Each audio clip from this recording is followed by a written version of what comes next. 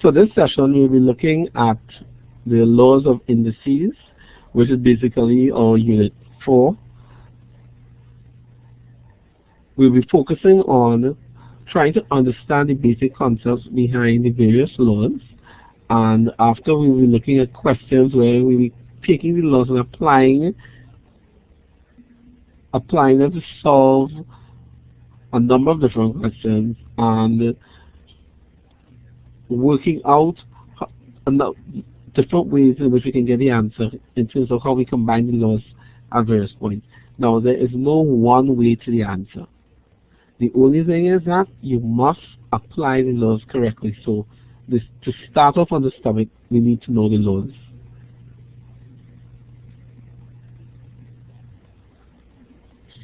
So you're going to see laws of indices. So first law that we're going to look at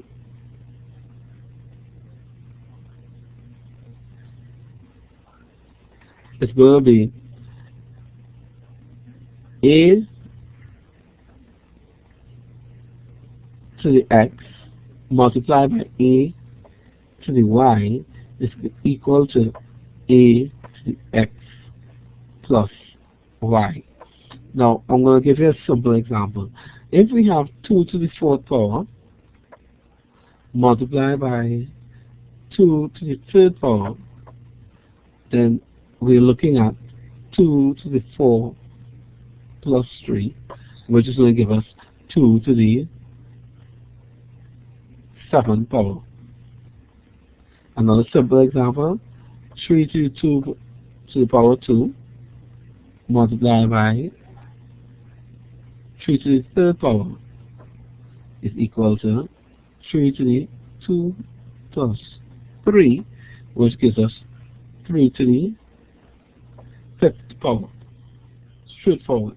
Now, of course, we can multiply it out and work out 2 to the 4th power, which is going to give us 16,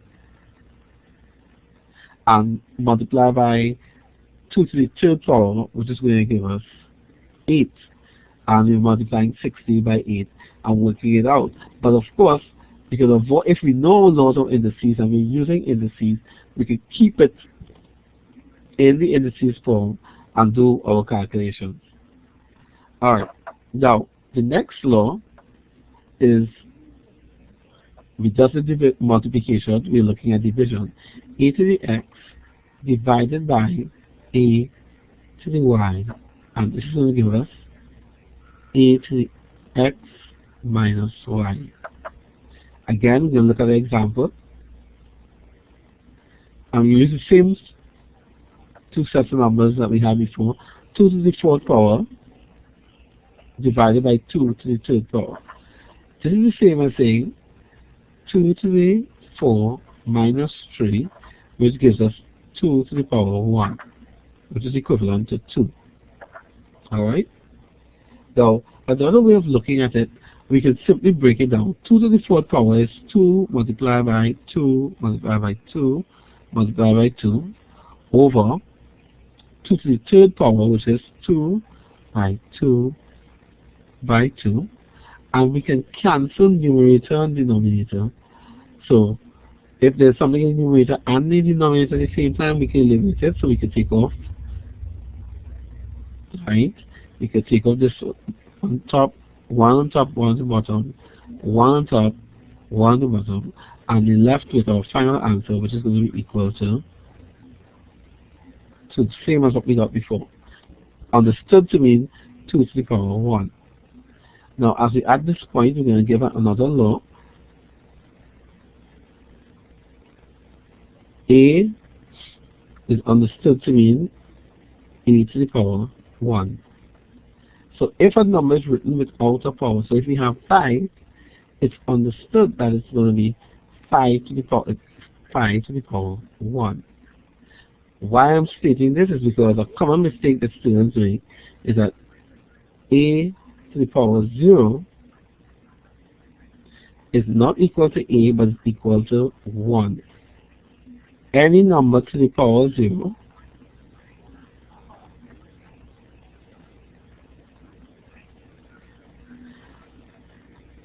to the power 0 is equal to 1.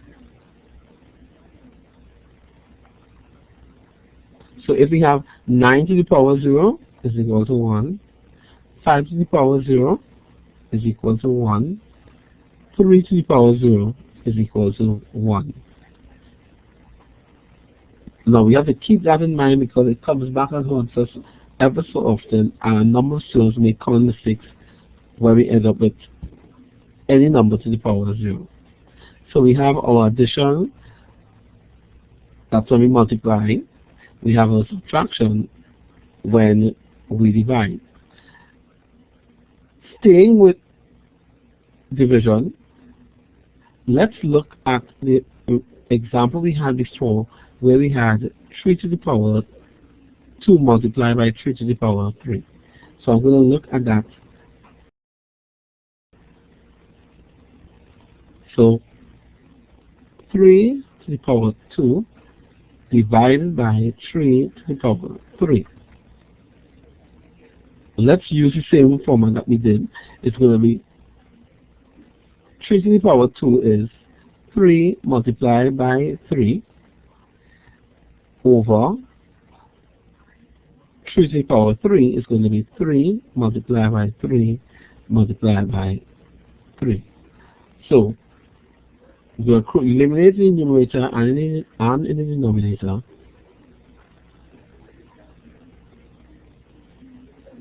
And we are left with 3 in the denominator. The fact that we are left with 3 in the denominator alone, it's going to be written as 1 over 3. 1 over 3 is the same as 3 to the power negative 1. So the next law that we're looking at is a to the negative 1 is equal to 1 over a. Alright? And we're going to take this law, we're going to clear the screen a little while, and we're going to start back with this particular law. So it's a to the power negative 1 is 1 over a. That negative sign simply means 1 over, and I'm going to highlight that because it's very important for you to pay attention to it. This negative sign means 1 over. It's as if you're saying you're inverting.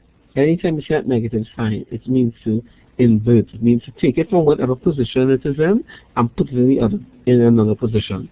And I'm going to clear the screen.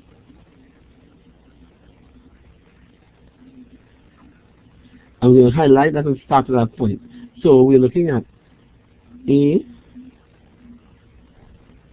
to the power negative 1 is equal to 1 over a. The general law is a to the power negative n is equal to 1 over a to the n. And as I stated before, if it is negative in the numerator, then it means that it has to be in the denominator. It's supposed to be positive in the denominator. In turn, it means also that you have to invert it. So let's look at that for a second. If we have 2 to the power negative 3, it means that we are looking at 1 over 2 to the 3. 2 to the power 3 is 8, so then we're looking at 1/8. If we have 3 to the power negative 2, it's really 1 over 3 to the power 2. So what we're looking at is 1/9. Now another application of it is if I had 1 over 2 to the power negative 4. Remember what I said. If it's a negative in one position, that means that it's going to be positive in the next position. If it's a negative in the denominator, as it is here. It's to the power negative 4, but it's in the denominator. It's the same as saying 2 to the power 4. Because if we apply our understanding what the negative means, the negative means 1 over. So technically what you have is 1 over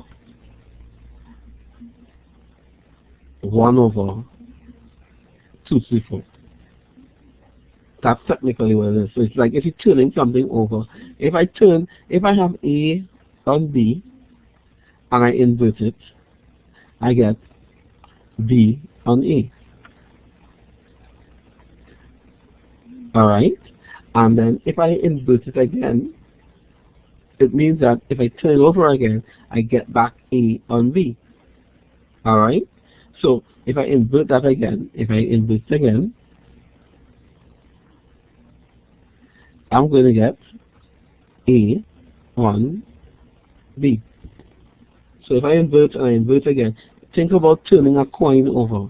If I have heads and tail, and I have heads showing, and I turn the coin over, I'm showing tails. And if I turn it over again, I'm back to heads again. So that's another way of thinking about it. So going back to the law, the negative, that negative sign is the same, means, and I'm going to highlight it, that negative sign means 1 over. Alright? I've highlighted on the screen. Now the next law, I'm going to clear the screen and put on another law.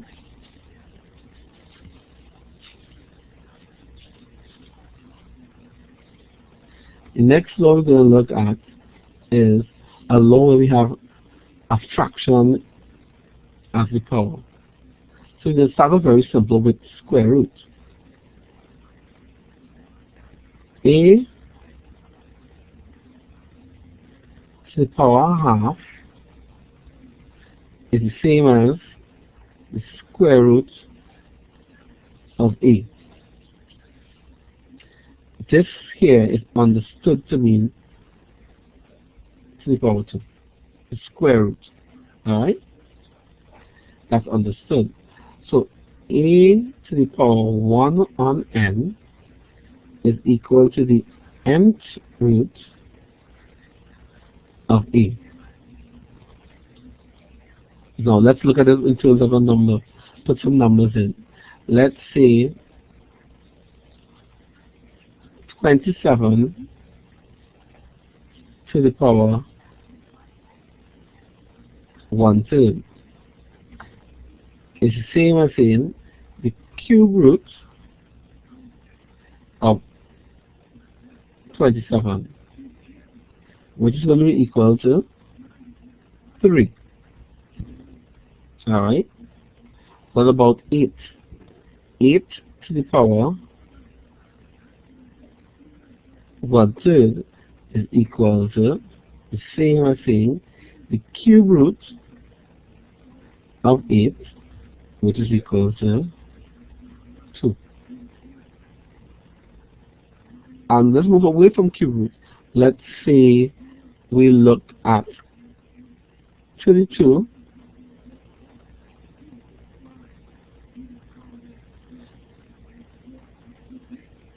to the power 1/5.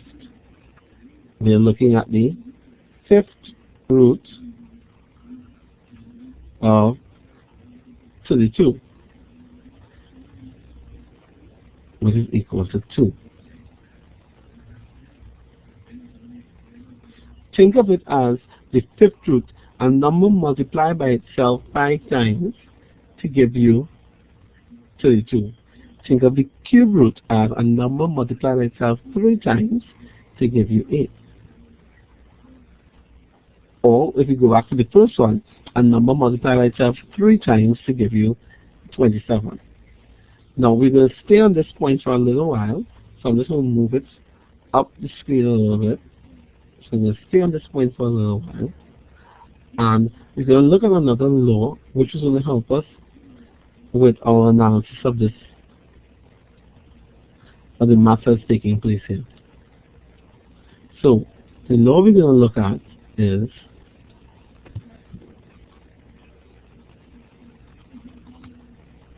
I'm going to put the pen back on. A to the m by n is equal to A to the m multiplied by n. Now, I'm going to take what we just did there and actually apply it to the same law in a little while. But before we do that, let's just do it with numbers. So let's say we had 2 to the third power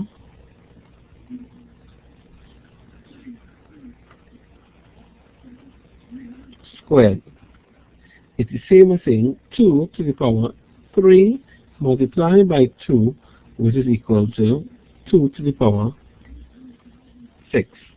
Alright? I hope that you follow that. Now do not mix this up with a law that we met earlier on. 2 to the third power squared is 2 to the 3 multiply, the dot means multiply, by 2 to the third power.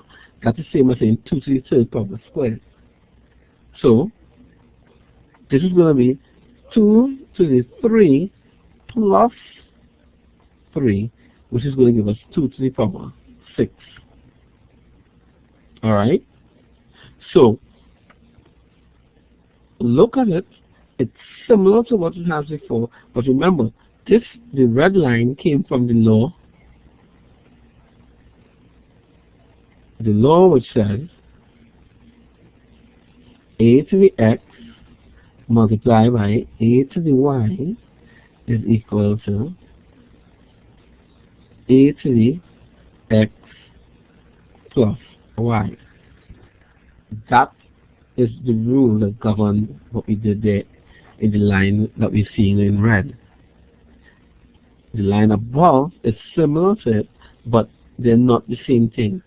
In the case of the line above, we are multiplying the powers. Look at the format, look at when we multiply. The line below, we're adding the powers. And it's a common mistake that students make where they confuse and they end up, instead of giving us 2 to the 6, they give us 2 to the 5, where they add the powers. No. In this case, you multiply it. Alright. Now, we're going to take our understanding of the law, and we're going to clear it off a little, clear off part of it. I'm going to take the understanding of the law and apply it to the question that we did the first at the top of the screen. So we have 27 to the power 1/3. This 27 is the same as 3 to the third power. So we're looking at 3 to the third power to the power 1/3. And based on the law, we will multiply the powers, so we get 3 to the power 3 multiplied by 1/3, and cancel each other out, and we're left with 3 to the power 1. Now we're going to do it again, and we're going to use the 32 to the 1/5 power. 32 to the power 1/5.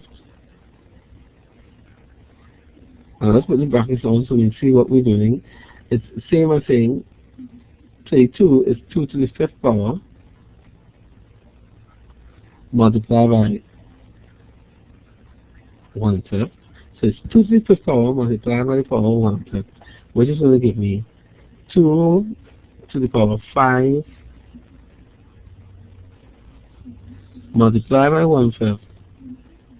The 5 is going to cancel each other out, and we end up with 2 to the power 1. So we're seeing a simple application where we're taking the laws, and we can either use the square roots application, or we can actually stay within the season and apply another law, like what we did with a to the power m by n, and work our answer out. Alright, so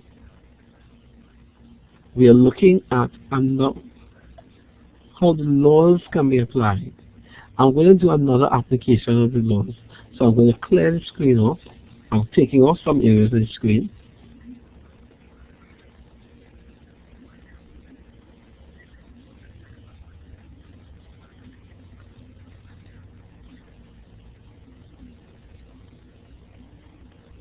And we're keeping the area that we have here, because the next law we're going to look at is going to tie in these two laws that we have here. So we're looking at a to the power m on n is the same as a to the power n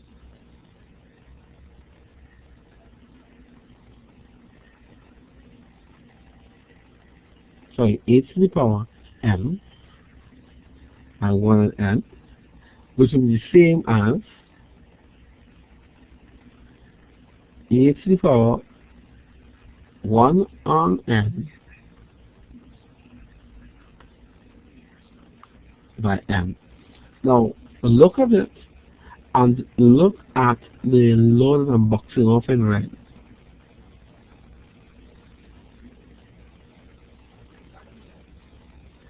And you realize that it's very similar, because the law says you multiply the two powers inside the bracket and outside the bracket. And when you're multiplying it, it's because one happens to be a fraction, you come back to this formation that we have here. So another way of looking at it, let's put some numbers in so we can work it out. If we had 27 to the power 2/3, 27 to the power 2/3, easy application would be to 27 to the power 1/3 squared. So you get 27 to the power 1/3 squared. It's the same as 27 to the power 2 and 3. So we look at the cube root of 27, which is, say we don't know. We know it's 3, but another way of looking at it is 27 is 3 multiplied by 3 multiplied by 3. 3 3s are 9, 3 9s are 27. So it's 3 to the third power multiplied by 1/3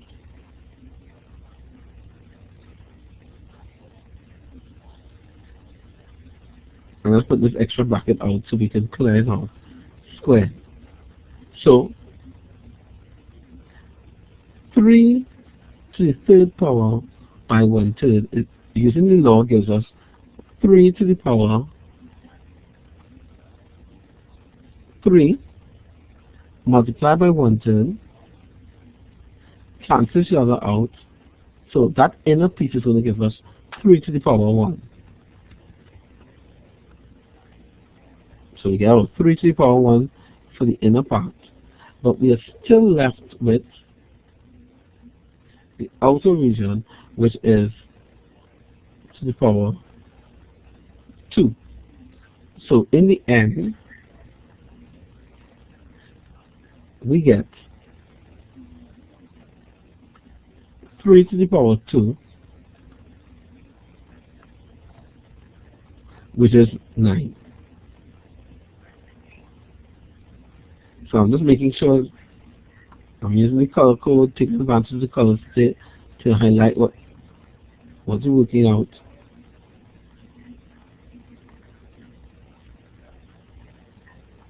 So in the end, you notice that we applied the laws, and you applied a number of different combinations of these laws that are there on the left and on the left hand side of the screen. And if you follow the bottom right hand side, we are using the information from the laws to see how best.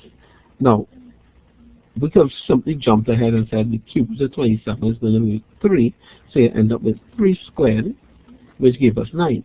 Nothing's wrong with that. But I'm just taking a little extra to show you the laws, how it's actually going to be applied. Alright? So, let's do a quick recap of the laws that we've met so far. I'm going to summarize them on one screen because you need to master the laws and how to apply them. We met a to the power m multiplied by a to the power n is equal to a to the power m plus n. We met a to the power m divided by a to the power n, which is equal to a to the power m minus n. We met a to the power m in bracket to the power n is equal to a to the power m multiplied by n. We met a to the power negative n is equal to 1 on a to the n. Alright. We also met a to the power 1 on n is going to give me the nth root of a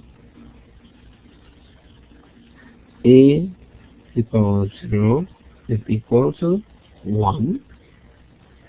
A to the power m on n is the same thing. A to the power 1 on n by m, which is the same as the nth root of a to the power m. So we've actually represented the laws that we met so far. We summarize them. One thing to always remember, which is a standard fact, a to the power 1 is equal to a. And these are our laws of indices, which we're going to be using over and over again to answer questions. And it will come down to applying these laws correctly to do your calculations. So you need to master these to move on. And from this, we're going to move on to logs and be able to switch back and forth between logs and indices very quickly. So I want you to master these laws. Make sure you're able to do some questions on it and practice the questions. I hope you found the session informative, and I hope you were able to follow the questions that we were doing. I'm going to be putting up another video, and this video is going to include questions on indices, but just using the laws and applying the laws to answer questions on indices.